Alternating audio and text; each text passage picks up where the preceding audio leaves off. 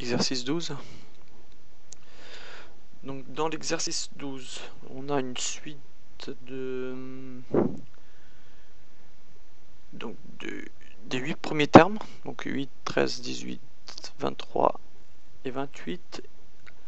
Donc c'est les 5 premiers termes, 3, 4, 5, donc on veut le 6e terme. Donc ici, il y a un 6e terme et on veut le déterminer.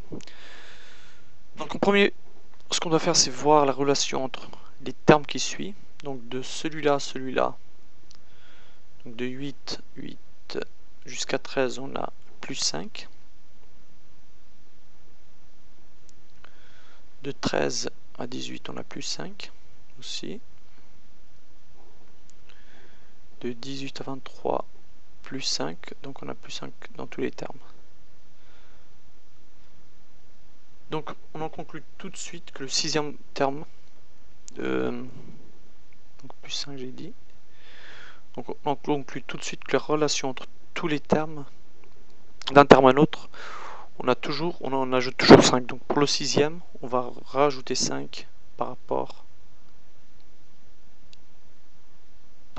au 5e. Donc 28 plus 5, on peut le faire comme ça, 28 plus 5.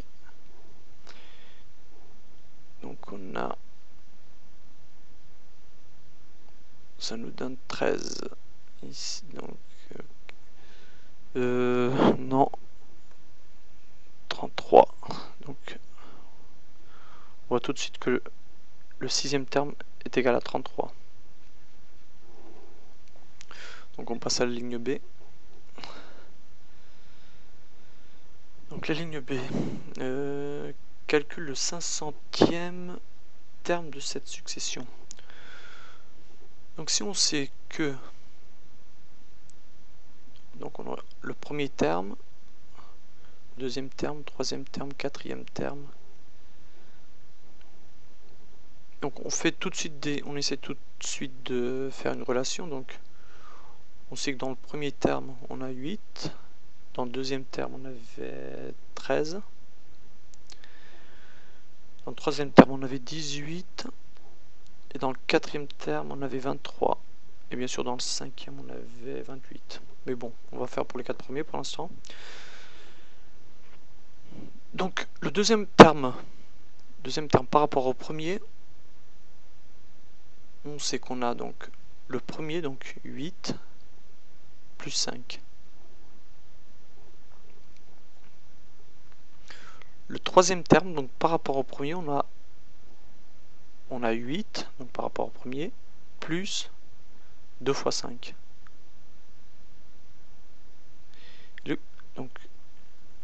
Et le quatrième terme, par rapport aussi au premier, on va essayer de jouer par rapport au premier, on a 8 plus 3.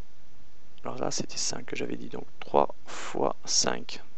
Donc on a une relation qui est toujours donc par rapport au deuxième, troisième, quatrième terme. Donc on a quelque chose fois 5. Donc par exemple ici 1 fois 5, 2 fois 5, 3 fois 5.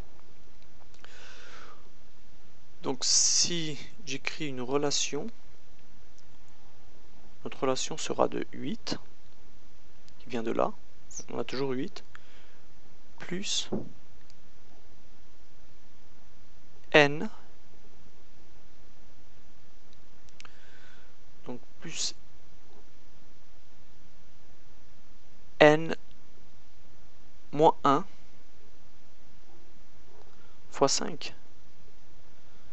Donc je vais vous expliquer. Donc le 8, c'est parce qu'on a toujours 8, c'est notre premier terme, donc plus n fois 5, mais on va enlever 1. Alors pourquoi on enlève 1? Parce que notre premier terme c'est celui-là, et celui-là on a 8, on aura 8 plus 0 fois 5. Donc 0 fois 5, 0, et 8 plus 0, 8. Alors, n-, pourquoi? Parce que n, c'est notre terme. C'est le terme. Et notre terme, c'est ça. Donc on a le premier terme, ou là.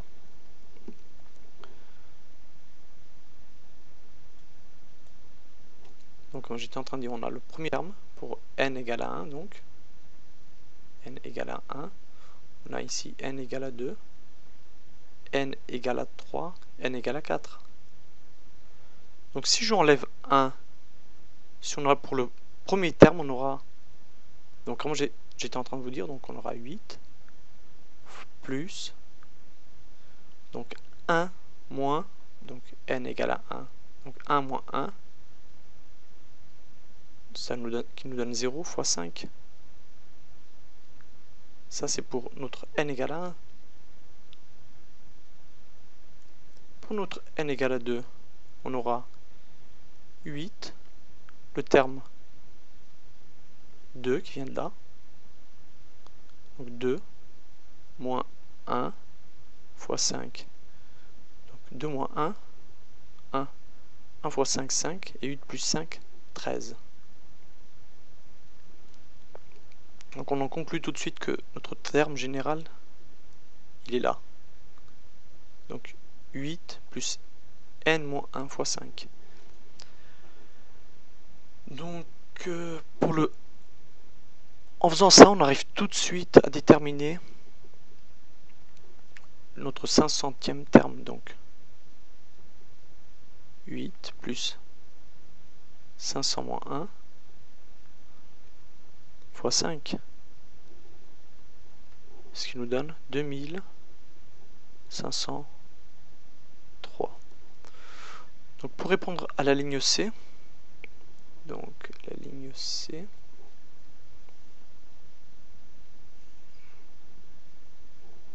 dans l'expression algébrique du nème terme de cette suite, donc c'est exactement ça, c'est ce qu'on a déterminé ici. Donc pour la ligne C, on aura 8 plus n-1 fois 5. Et c'est avec cette expression qu'on va toujours déterminer donc le nème terme, donc pour le terme 1, 2, 3, 4, 500 ou un terme quelconque. C'est toujours avec cette expression qui va nous aider. Donc on arrive à la fin de l'exercice 11. De l'exercice 12, je veux dire. Maintenant passons au 13 dans la vidéo qui suit.